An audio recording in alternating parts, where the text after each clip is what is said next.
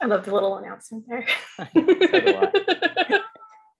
She has Hi, such a nice everyone. voice. I'm Heather Riggs with the New England Museum Association. I'm located here in Arlington, Massachusetts. I just want to say hi. And if everybody in the chat would like to mention where you're calling from, that would be awesome as well. So you can see who's on the call.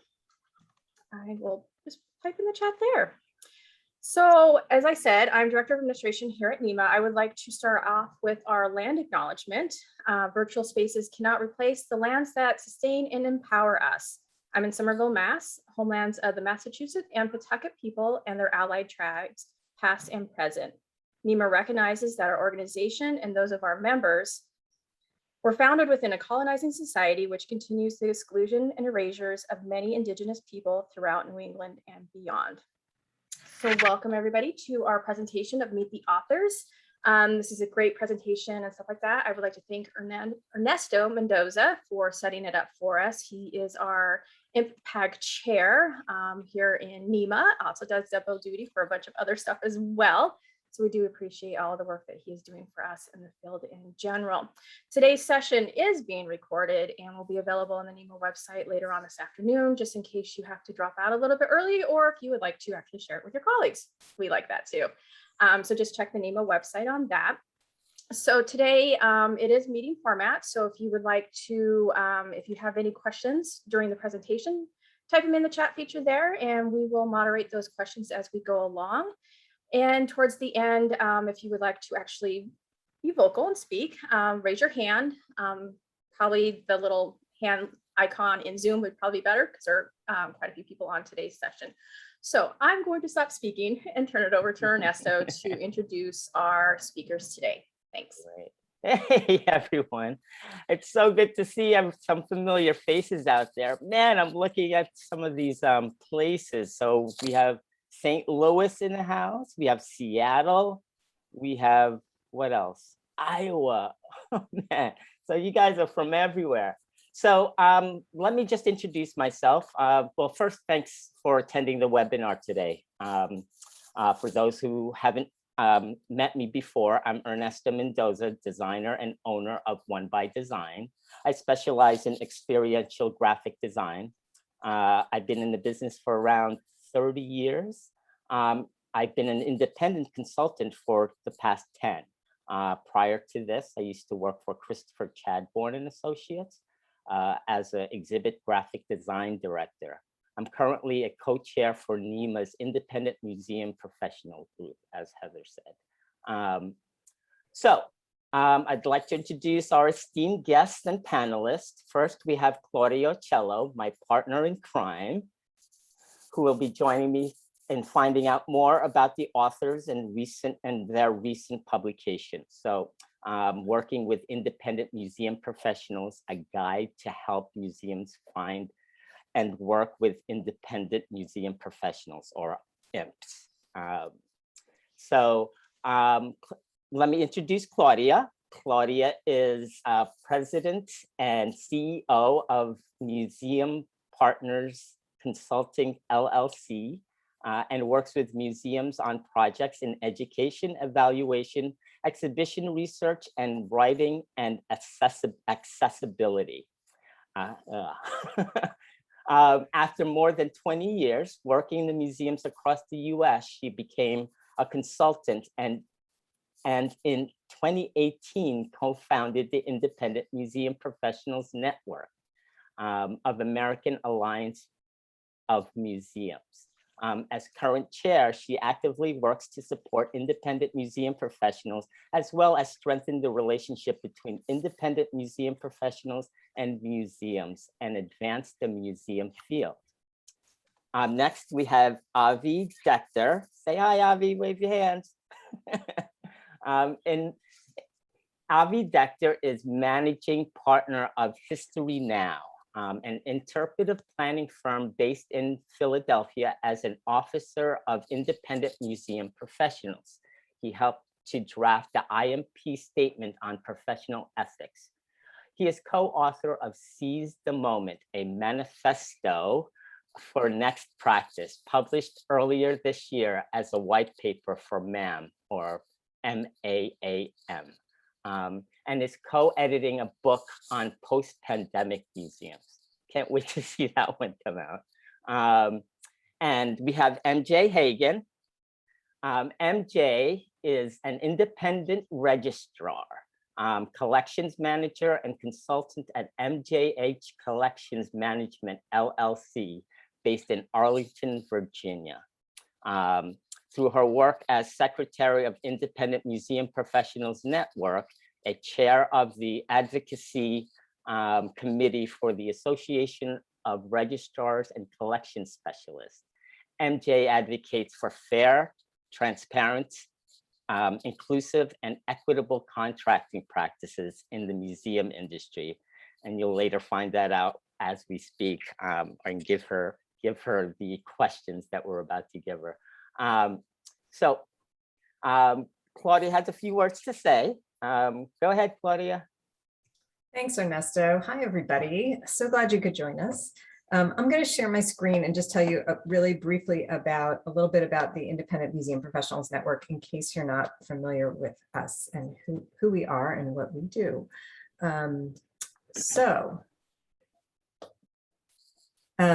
What are the Independent Museum Professionals? We're a professional network of the American Alliance of Museums. And we work in all areas of museums, all types of museums, and our network provides a central hub of resources, knowledge, and connections, while we actively work to support independent museum professionals, strengthen the relationship between independent museum professionals and museums, and advance the museum field. If you're interested in joining the IMP, we will provide more information at the end of the session. And we are putting together a contact sheet. If you would like, this is completely optional. You can add your info and choose to share with other program participants to get to know each other better. So that also will put you on IMP's mailing list. And if you wanted to volunteer, there's a way that you can note that you want to volunteer by filling out that form. And if you want to share contact with other participants, we'll compile and distribute a list after the session so you can connect with anybody else that's here that you've met. So we'll only go out to those people who sign up and indicate that they want to share. So I think that's it for now. And I'll come back a little later and tell you a little bit more about joining the community if you want to join the AAM IMP network. So I will stop sharing my screen now and turn it back over to you, Ernesto. Thanks, Claudia. I feel like a reporter. So before we begin, I first want to say thank you, MJ and Avi, for joining us today. And bear with me as I pretend to be James Lipton for the day. I promise I won't ask, what your favorite curse word is at the end.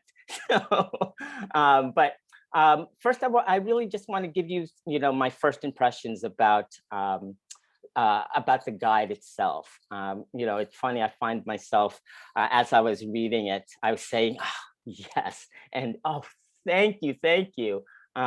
Just because it was just so nice and cathartic to kind of see all of the thoughts on paper that I had for years, and it was kind of nice that it's the world is going to end up using this as a guide, just mainly because I think that it's incredibly important. And of course, it was a great learning new perspectives. So like I said, it was very cathartic, and it was kind of nice really sharing the same concerns and frustrations and confirming some of some of the things that I've been doing so far actually made sense. So it's kind of nice to share that as well. It must have been gratifying to know that there is this helpful tool for everyone to use. So let me start off by asking you, MJ and Avi, why don't you tell us a little bit about yourselves? Great. Well, first of all, thank you, Ernesto and Heather, for hosting us today. And thanks to everybody for joining us for the conversation. I'm now in my 49th year of some aspect of museum practice, going way back to when I was in nursery school, obviously. And 18 of those years, I was a full-time independent consultant, mostly working in interpretive planning, but also helping institutions with strategic planning and proposal development. Typically, we had wonderful ideas and we needed to work with our clients to raise the money to actually implement the ideas. So I got into fundraising in that way. I've also, I guess, seen the museum field from the other side. I've served as an executive director for 15 years in 2 different museums. And I have worked on staff at very small museums, staff of 4 or 5 people, and at the Smithsonian, which is, you know, is a fairly large institution, and everything in between. So I would say that my experience in the field has been quite varied over a long period of time. And I remain in love with the field, for better or for worse, as they say. MJ? Thank you for that kind introduction, Ernesto. And what you said about the guide is exactly what we were hoping that others would feel when they read it. So that's great feedback to hear. So I'm a collections manager and registrar, and I've been in the museum field for about 17 years. And I'm newish to the consulting world. I've only been doing consulting for about 3. So Avi and I were a nice balance against each other, from someone who's starting fresh now, for someone who's doing it a very long time and representing those different perspectives. And like Avi, I've worked in all different sizes of museums, from small county historical societies to the Smithsonian also, and the National Archives. And I'm based just outside of DC in Arlington, Virginia. Fantastic. Well, thank you for that. We now know who you guys are. So really, I think, you know, the obvious question is really, what was the motivation behind creating this guide? I mean, like I said before, it was cathartic for me to read these things, but man, it must have been exciting to kind of write it and have it on paper, so, or on your screen at least. Was there a particular event or concern that prompted either of you to create the guide? Yeah, so I chair the advocacy committee for ARCS, like you mentioned, and we were working on labor equity and pay transparency issues across the field. And I realized that, IMPs weren't a part of that discussion. Nobody was talking about what are museums' ethical responsibilities when working with contract workers and freelancers. And we were kind of being left out of these field-wide discussions. And I thought, oh, we really should be a part of that. Museums should stop and think about how do they ethically work with contractors. And I started to look around to see if there had been something written that sort of went over the process, and there wasn't. And as a new IMP, I kept encountering, like you mentioned, Ernesto, the same common issues over and over again when I was working with clients. And I just thought, boy, I wish there was something in writing that I could just send to the museum and be like, oh, here's the best practice, take a look at this. And so I reached out to IMP, and they were thankfully wanted to do something. So Avi and I started working together on it. Well, I came at it from a slightly different angle. About 18 months ago, the IMP steering committee decided to draft a principles of professional practice. Not exactly a big guide or a lengthy, detailed guide, but really some suggestive ideas about how we should conduct ourselves as independent professionals. And working on that statement with other colleagues made me very conscious of the need for guidance in ethical contracting and respectful collaboration in general. So when MJ came to us with the idea of creating a guide, it was pretty natural for me to fall right into this one, because I think that underlying all of the other issues that independents have in contracting, or museums have from the other side in contracting, the bottom line is really ethical understanding of each other. And that is really what our fundamental intention was with the guide. I was going to say, Ernesto, I see Nicola has her hand up, and I didn't know if you had a question and you wanted to put it in the chat. We can take a look at those as we go along, and at the end we're going to open it up for discussion. So Nicola, if you have something you want to ask, please do put it in the chat. And yes, please be comfortable in asking. Really, I mean, we want this to be an open discussion. So go right on ahead and raise your hand, or just go ahead and put it in the chat. So MJ and Avi, I know, Avi, you come with a lot of experience, and MJ being new, you had probably a lot of questions. So other than using your own experience, tell us how you came up with some of the information that's in the guide. Sure. You know, when we started doing research to gather sources for the guide, we came across a wonderful UK organization called Museum Freelance, and they had been doing a tremendous amount of advocacy and education on this topic aimed at a British audience. And in particular, we found that they had written exactly the kind of guide that Avi and I were hoping to compete for a British audience. So we thought it'd be a wonderful opportunity to collaborate with them, and asked if we could adapt their guide for a US audience. Thankfully, they said yes. And so their template formed the backbone of our guide.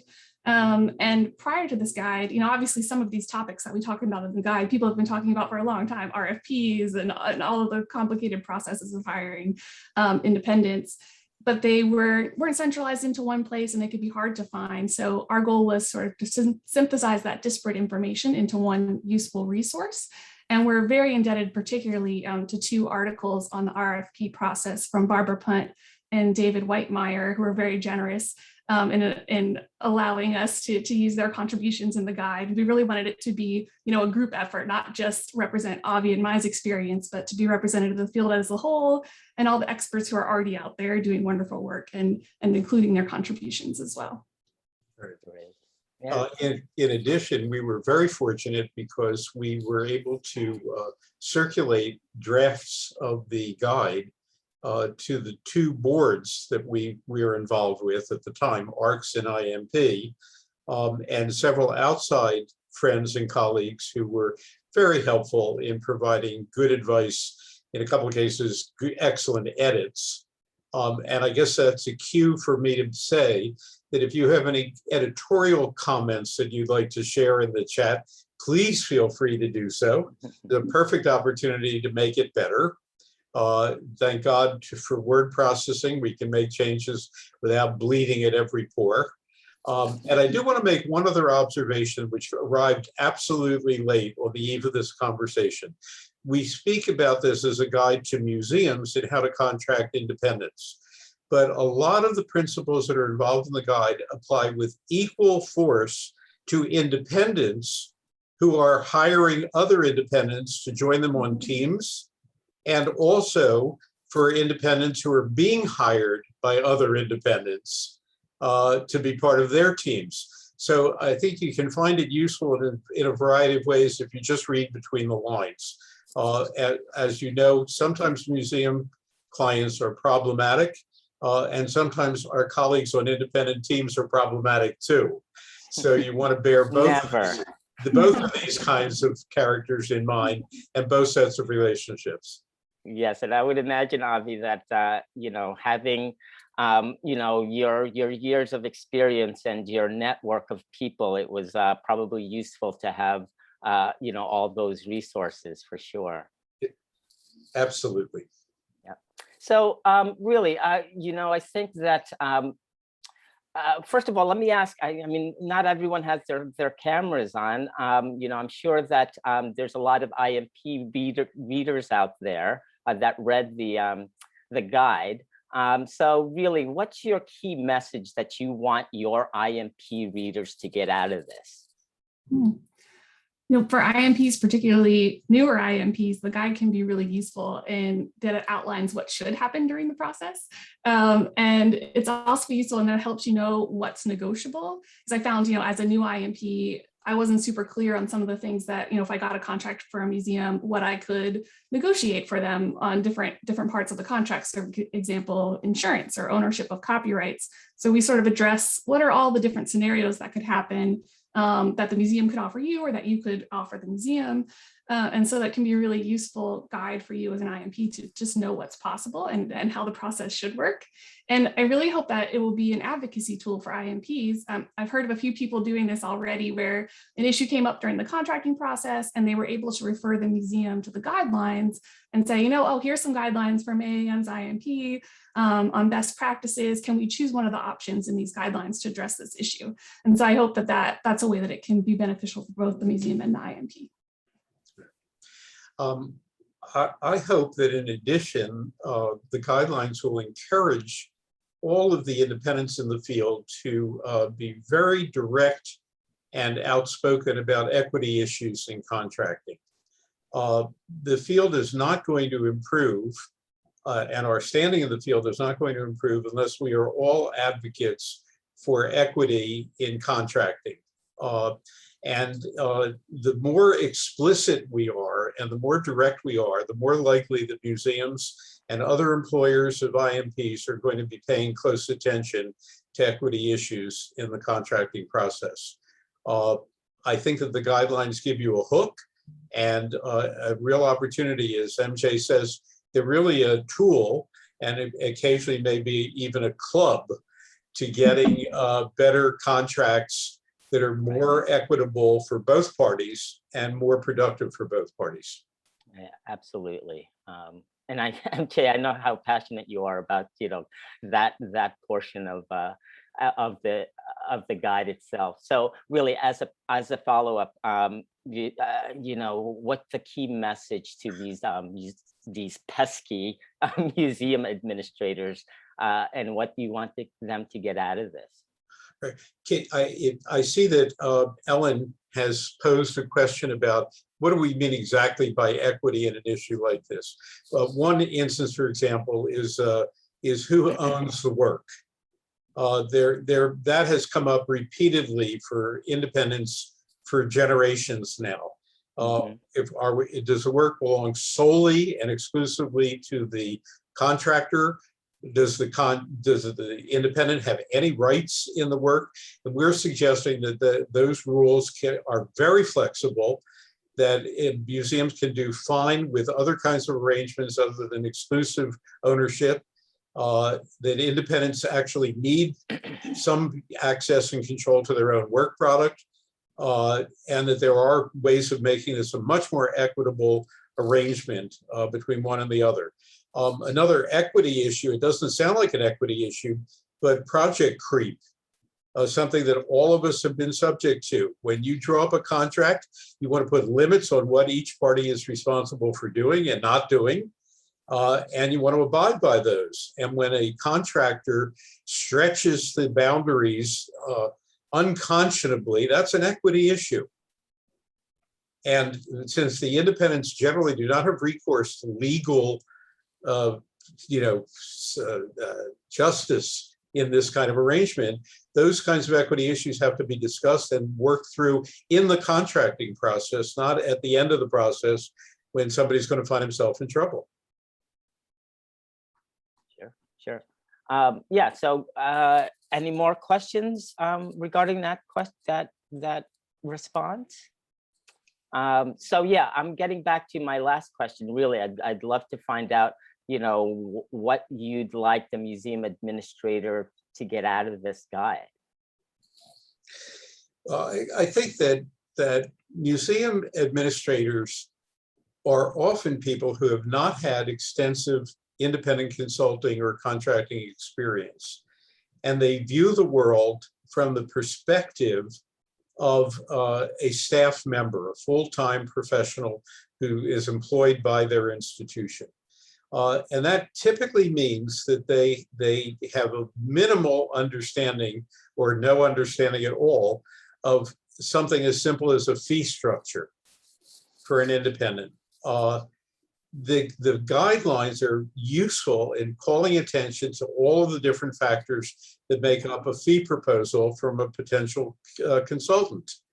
And it is terribly important. They also raise a number of other issues about ownership of work product and confidentiality questions, the works. So the more a museum director or a museum administrator understands about what all of the possible problems may be and all of the possibilities may be, the more likely they are to help develop an equitable and appropriate contract for the project at hand.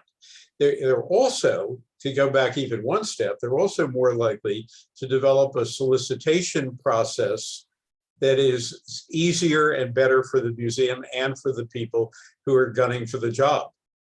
All too often, museums employ contracting processes that are absolutely out of sync with the scale or the nature of the project that's going on. So the better informed they are, the more likely that they will engage us as independents on appropriate terms. MJ? Yeah, I agree. I think so much of the guidelines is about just pointing out these small things that you as a museum might not have thought about. You might not have just have stopped to self-reflect on a few parts of the process that where, it doesn't take a lot of time or resources for you as a museum, but it can make a huge difference for the IMP. And thinking about your overall equity and inclusion and ethics goals as an institution, I hope museums will consider freelancers that they hire and work with in that broader conversation, and that they'll come to realize that ethical contracting is important and beneficial to both parties, and it benefits the whole field when we include freelancers. Right. In these Right. It seems to make sense. I mean, I think the overarching message too that I've noticed in reading the guide is really the idea of transparency and making sure that everyone understands, and there's nothing hidden in there, and we're not trying to rip you off. This is just part of the process. So true, Ernesto. I think you hit the nail on the head, and it goes both ways. The IMP is not trying to rip off the museum, and the museum should not be trying to rip off the IMP, right? Sure. So now that you've been in the field a little while, MJ and Avi, just a little while, you too. Tell us, we'd love to hear your advice for anybody who's just starting out. There may be some of those folks on the call, and so or on the webinar. So would love to hear any advice that you have for IMPs just starting. So now in my third year, I feel I have so much advice for someone who is starting out that things I wish I had known when I started out. But I think, the most important thing really is having a strong network before you start of colleagues across the field in lots of different sectors and in different sizes and kinds of museums, because really contract opportunities are word of mouth and they're recommendations from colleagues. So few are really advertised. So in order to, have a successful steady business, you have to have a strong network. I've also found it really helpful to have a strong network of other IMPs. I've really enjoyed being a part of the Independent Museum Professionals Network because I learned so much from my colleagues, even in across different disciplines. I think the most challenging part of it isn't doing the work of being a collections manager and registrar, because I know how to do that. It's sort of the business side of being an independent. And IMP has been great for that. I'll plug their webinar that's free on the website about the business of being an IMP, because it's really wonderful and goes over the basics of what you need to know to set up and run a business. And I found that really helpful when I was starting out too. Right. And we'll put a link for that, or at least put information about where you can find that a little later. But before I mentioned, I let Avi weigh in on that question of advice.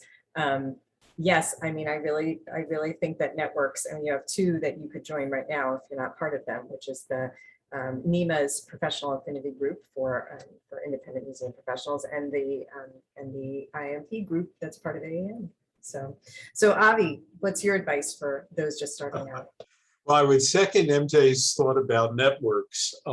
They are absolutely critical for the independent professional.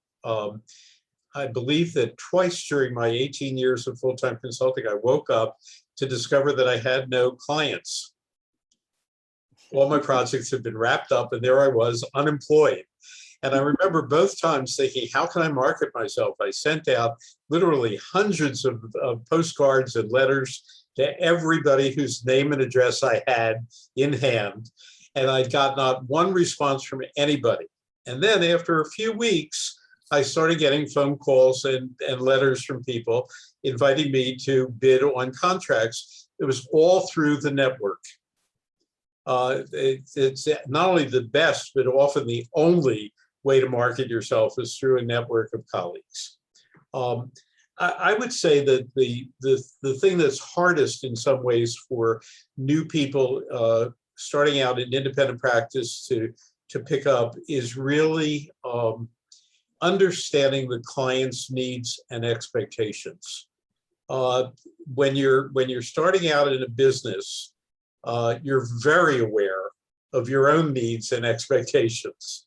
But it is harder to keep in mind that the client has needs and expectations as well. And you have to pay really close attention to where they are coming from. This, by the way, has all kinds of interesting implications. I remember in my first year of consulting, I was called by somebody who owned an historic house in Camden, New Jersey, and he and his partner wanted a way to achieve tax-exempt status while actually living in the house, all of which struck me as remarkably unethical. And I turned down the job proposition. But close to, if you take it on the surface, they look like do-gooders who are trying to help regenerate a deteriorated neighborhood in Camden. But in fact, this was a self-interested project that, if it wasn't illegal, should have been. And I didn't want to have any association with it because my reputation was at stake, especially as a newcomer to the independent consulting world. The last thing you want to do is get yourself involved with a terrible client or a bad project. And the more you understand on the plus side, the more likely you are to be able to make good work for the client and good reputation for yourself. So I think you have to be extraordinarily attentive. Well, also what's implied and what the nuances are, not just the few things that are made explicit in the conversation. We know a lot of it is reading between lines. Mm-hmm. Right. And Nice. yeah, and Avi, I think you mentioned a couple of times is the idea of paying attention and really just making sure that you're looking out for certain things. And I think as an independent and you're starting out, I think the one advice that I would give is really pay attention to it and store it.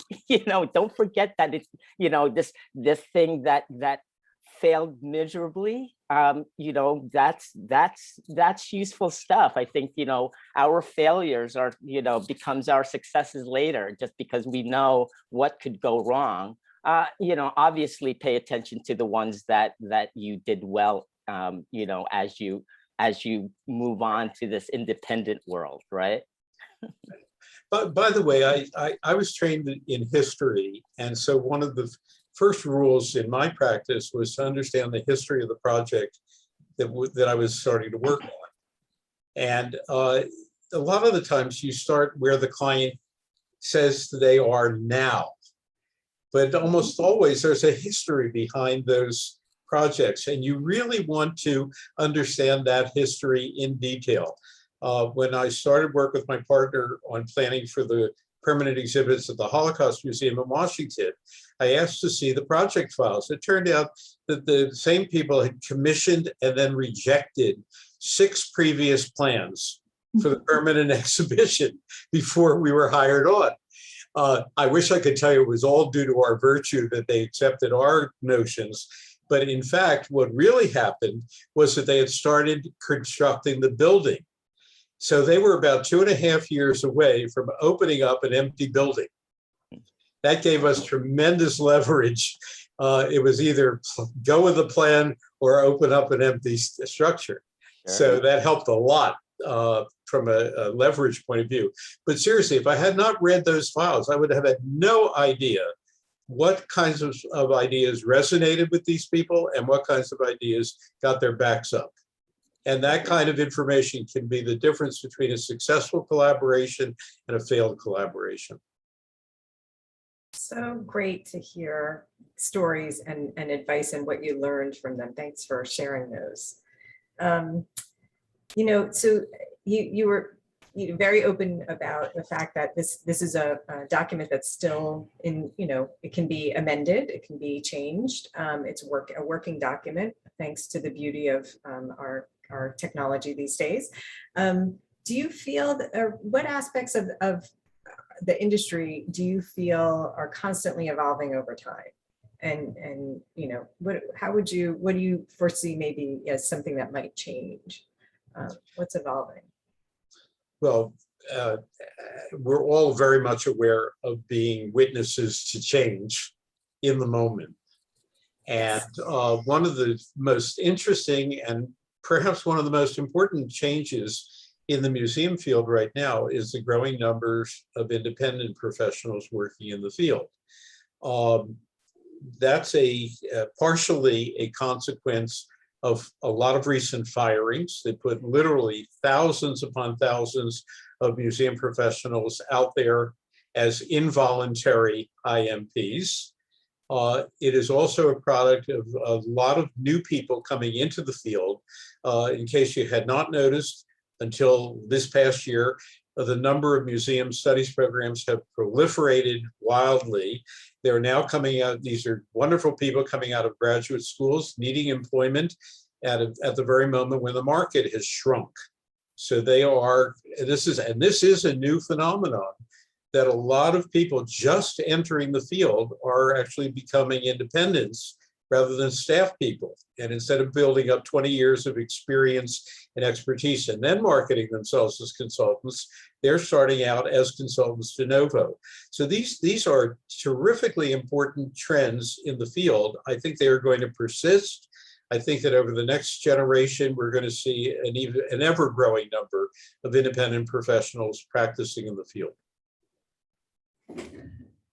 I think that's the biggest thing. I agree, piggyback off of what you said, Avi. I think that's the biggest thing that's going to change. That one of my reasons I wanted to also write the guide, because I was seeing in the collections field, a lot of collections professionals right out of school going into contract work, and an increasing number of museums, instead of hiring full-time staff, making these long-term contracting positions. It's particularly problematic here in DC. I won't name the large museum complex that does this quite a lot. And we were seeing where people would take these jobs and not understand, how to price themselves appropriately, and then have to quit because they literally couldn't live on the hourly rate they put in. So there was just a lack of understanding on both sides of what these appropriate relationships should be. And I think as this evolves over time, and I think it's going to continue to be common and probably more common, I think that part of our guide could grow in addressing that. It's a smaller part of the guide now. We definitely talk about it, but I feel like, assistance for museums who hire emerging professionals and emerging professionals who go right into consulting, that's something we could grow. Great, thanks. It makes perfect sense. I mean, really, it's really nice that this is working document, and that it will evolve, just because really I think that as the years go by, there's going to be new challenges. I think the pandemic is a huge one that changed everyone's lives. So really, I think that I'm sure you guys are passionate about certain sections about this guide. The ones that a section that I'm sure your keyboard was hurting after a while, just kind of pounding those keys. So I'd like to ask, each of you, MJ and Avi, which sections are you guys passionate about? And if you guys could read a section of it. Sure, I'll take that first. My co-presenters were joking that my nickname should be MJ Pay Hagen, because it's the appropriate compensation and fair and equitable and transparent compensation is what I'm very passionate about, and the portion of the guidelines that I think we really hit home well for representing both sides of the conversation, and not just saying like, hey, you should be paying independents more appropriately, here's what that should look like, but also explaining from the museum side why it's actually beneficial to them as well. By why being transparent with your budget is really important for you as a museum, and how it affects the quality and the kinds of contracts that you will get. And it happens to also be really one of the key equitable practices you can do, during the process. So I'll read a section from the guidelines about pay, since that's my topic.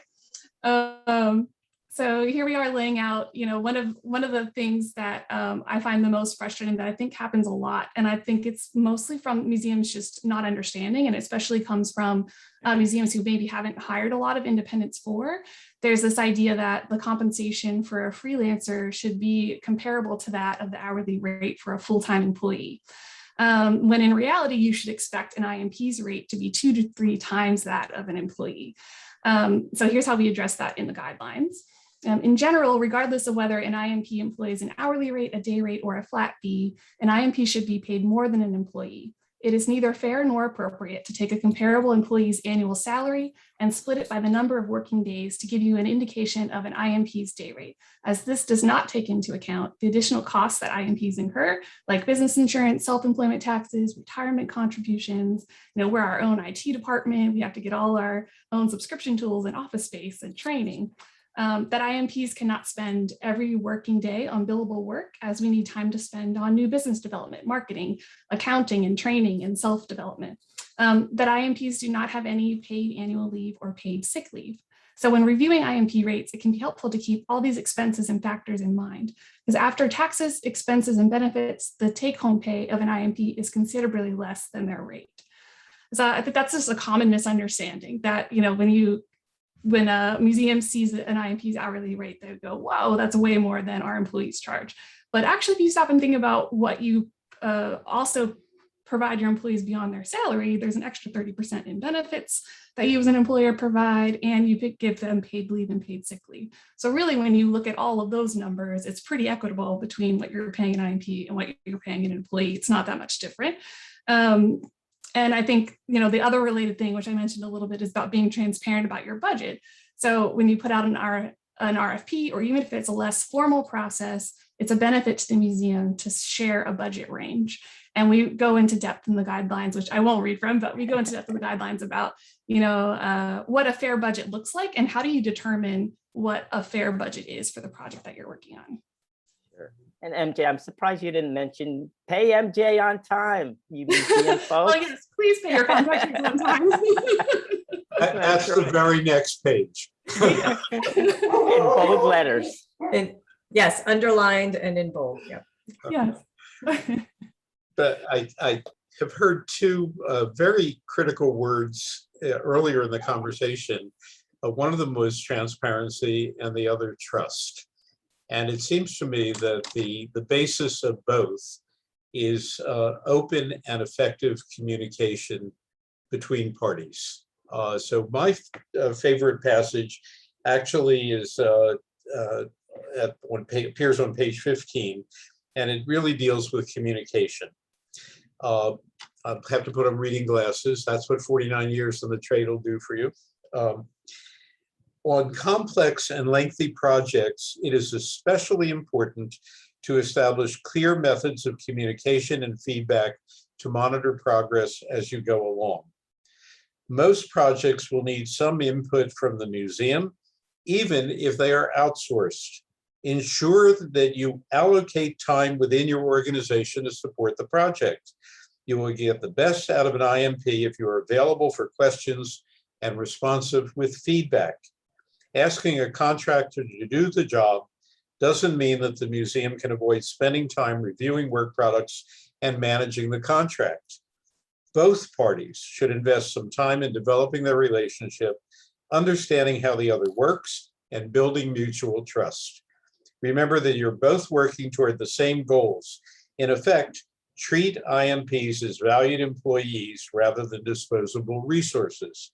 Communicate clearly, promptly, and honestly. And that one sentence is really critical, I think, to successful project work on both sides of the equation. Sure. Again, that theme of transparency seems to be, popping up every time. Absolutely. Yeah. Yeah. And, it's interesting in terms of trust and communication. I think one of the best experiences I had was at a place where, I was going there monthly, sometimes twice a month, and spending the day there and having to move around the museum and interact with different departments. And rather than having somebody escort me because it was behind the scenes area and everything, and having to pick me up at the front desk when I came in, they gave me a badge. They made me a badge, which made me feel like I was part of the staff and part of the place. And I think it was really one of the best experiences I had. So I strongly agree with you, Avi, and you too, MJ, with the things that you chose to read. I think the passion is there. I can see it, and I share it with you. So. Sure, and to add to that is that comfort level that the clients have with you, because really the idea is to have repeat customers, right? Have them coming back. So Sure. really, I think that once they understand the process with you and they go through the process with you and make them comfortable and be as transparent as you can be, the more they'll come back for it. So really that sort of is my goal every time I have a new client is making sure that they will come back to me. Yeah, and at least give you a good reference. So. Sure, that's for sure.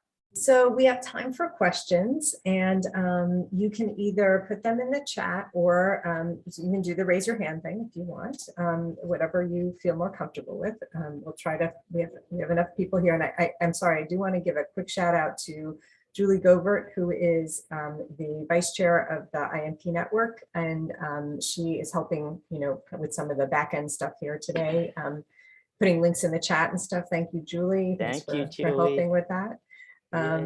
So if you have any other questions for our authors, we'd love to hear from you. And show your faces. If you want. If you want, of course.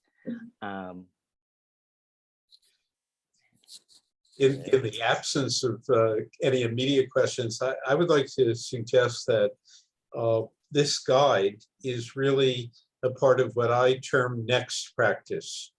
It is not intended to be best practice, but to point the way toward new standards for the future.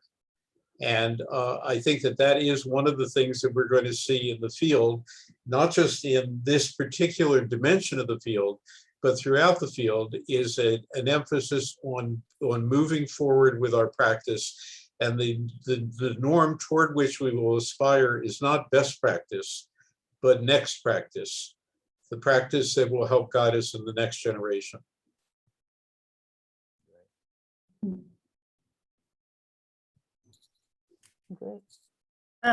I have a question while we're waiting for them to come in. How would you like to see this guide distributed? Wow.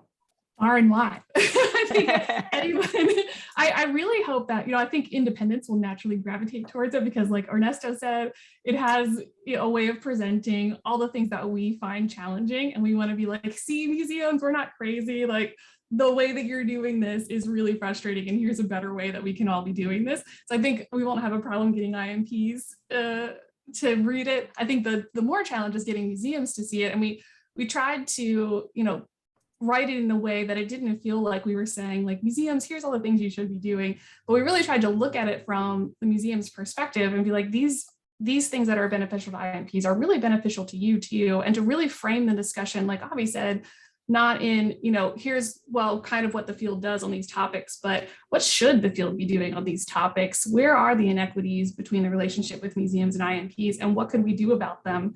Avi and I have a blog post coming out soon, 3 a.m., where we lay out the 7 things you could do right now as a museum to improve equity in your contracting practices. So I'm hoping that that'll reach the museum side and trickle down through, because I know there are so many, it's not just the people who are the subject specialists hiring IMPs, it's the HR and the contracting departments and, the finance department. So those are all people that I hope will get a chance to read the guidelines, and that, subject specialists who come across these will share them with those more administrative offices as well. My absolutely preferred mode of marketing this particular guide would be for every independent museum professional to read it and pass it along to their clientele. I think that there's nothing like making it a part of a practical transaction to help lodge it in people's consciousness. Reading it as an academic or intellectual exercise is not the point of writing this thing. It was to actually shape behaviors in the future. I see that we had a wonderful question here Yes. about how to bill hourly or by the project and why. My short answer is it depends. Very typically, small short-term projects, you can work out hourly arrangements because there's a certain level of predictability about what the total cost to the client will be. And that's usually a great concern for the client. On larger projects, I think you really want to, that's one of the reasons you want to be very clear about expectations on both sides, because that will allow you to set your price for the work entailed.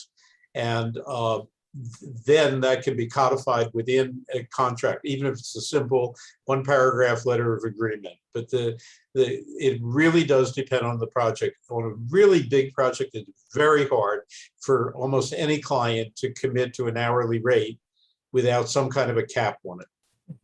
Yeah. MJ, did you want to? Yeah, I find that I try to do, as I get more experience and I understand more about how long things take me. And, you know, in your first year, things take a lot longer than they do your second or your third year. So now that I have a good sense about how long something takes me, I like doing a flat fee when I can, because I feel like that better represents the value of my work. So it's not necessarily that you're paying me the amount of hours it takes me to write your collections management policy. You're paying me for my, you know, my skill and ability to write that for you and understand your organization. And, you know, that's not necessarily reflected by the number of hours that I work on it. So think it more about value of your work and less the amount of time it takes you to do something. Interesting. Yeah. Another question came in from Lori. What has the pandemic changed about your business? How you deliver it, how you market it, etc. Well, I'm in my third year, so I was only in business for 1 year before the pandemic hit. So my my whole business has been during the pandemic. I mean, for registrars and collection specialists, you know, we worked a lot in person before with the objects.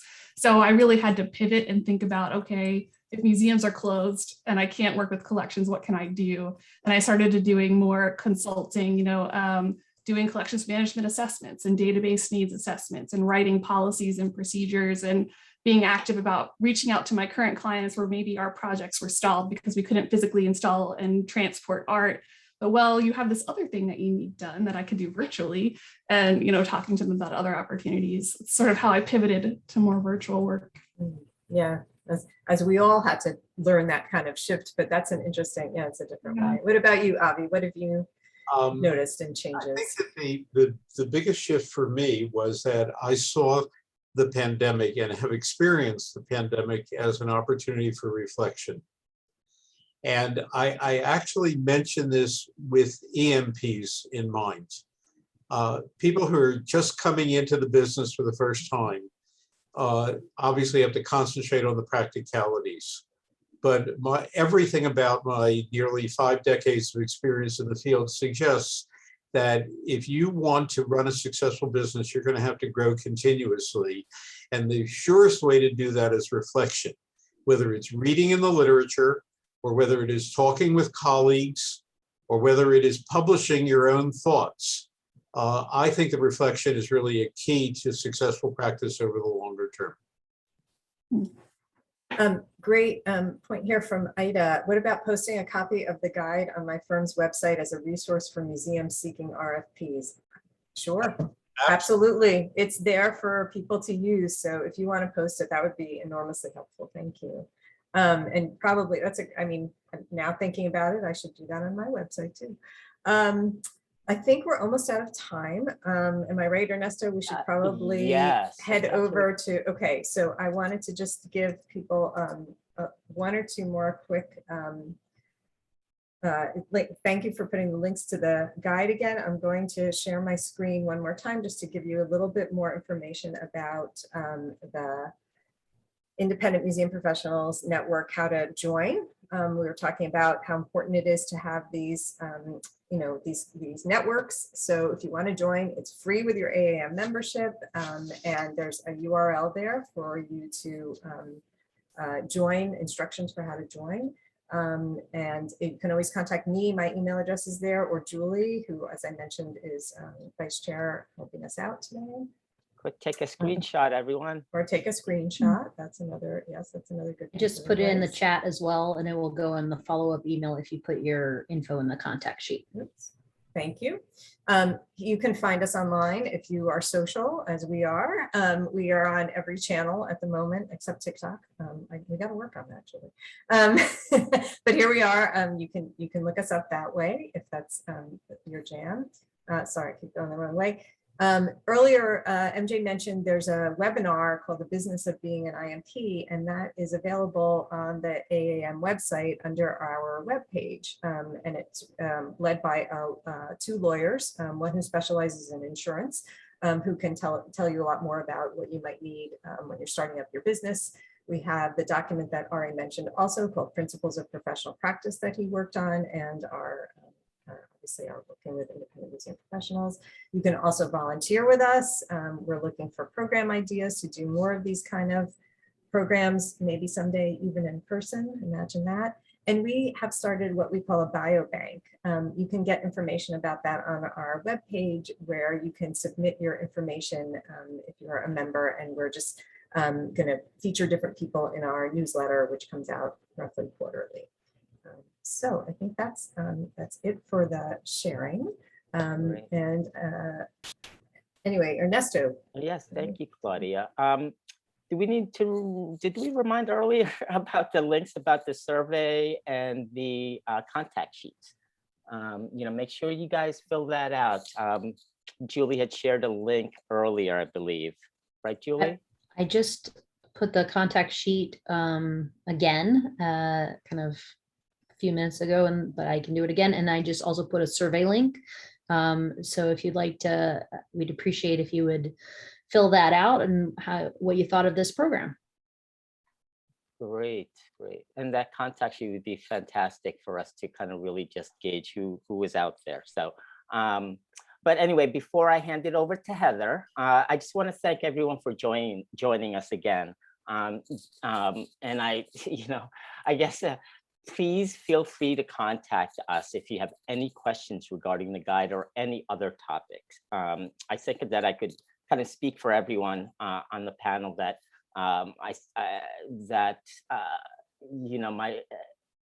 by saying we're all in this together and we're here to help. I think that, that's what I love about our independent museum professional community, is that we're all out here to help each other in advance, advance our careers and advance our businesses. So feel free to contact any of us if you have any questions. Thanks, Ernesto. I like meetings that self-run on themselves too. So I'd like to thank Ernesto and Claudia for doing the majority of the work here, and MJ and Avi for sharing all your work on this guide. It is pretty amazing. Definitely take a look if you haven't yet. It's incredibly helpful. And I also want to thank Julie for putting all those links in there, especially to the evaluation. We all like to evaluate ourselves, and feedback's always important for future programming, especially for NEMA. I hope everybody joins us for a future program at the New England Museum Association. Take a look at our website and make sure to join us for our annual conference. We will be virtual again in November. Thinking everybody's kind of happy about that right now. So, and I look forward to seeing everybody in the future. Thanks, everybody. Thanks Bye. again, guys. Good to see you guys. Thanks. Take care, everybody. Bye-bye.